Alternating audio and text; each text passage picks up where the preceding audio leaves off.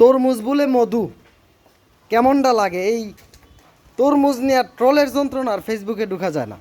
এটা কোনো একটা বিষয় হইলো, একটা সাবজেক্ট হইলো?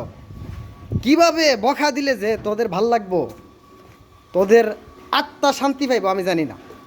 তরমুজ মধু হয় কীভাবে? তরমুজ তো তরমুজই। আর তরমুজের ব্যবসা কেডা করতো জানোস নি? তোরা যে মধু মধু কস, তরমুজের ব্যবসা শুরু করছিল ফেরাউন্না। প্রথম ফেরাউন্না তরমুজরে কেজি হিসাবে বিক্রি করতো, বুঝতে পারছো? এখন যারা সিন্ডিকেট করে তরমুজ বিক্রি করে, এগুলো হচ্ছে আদতেই ফেরাউনের বংশধর। আর এই ফেরাউন্নার তরমুজ নিয়ে তোরা যারা মধু মধু কইরা টল করস, তোরা কিভাবে বকা দিলে যে মানে তোদের গায়ে লাগবো না লাগবো কি না, তোদের গায়ের চামড়া কি গন্ডারের চামড়ার মতো হয়েছে কি না, তোরাই ভালো জানোস।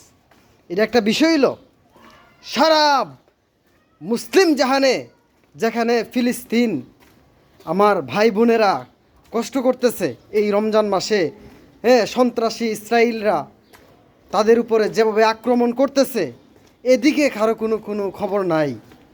আরামে বাংলাদেশে আছে আর যা পাইতেছে তা নিয়ে ট্রল করতেছে। আফসোস লাগে, কষ্ট লাগে আজকে ফিলিস্তিনের মুসলমানদের জন্য। তাদের কোনো ইফতারি নাই, তাদের কোনো সেহুরি খাওয়া নাই।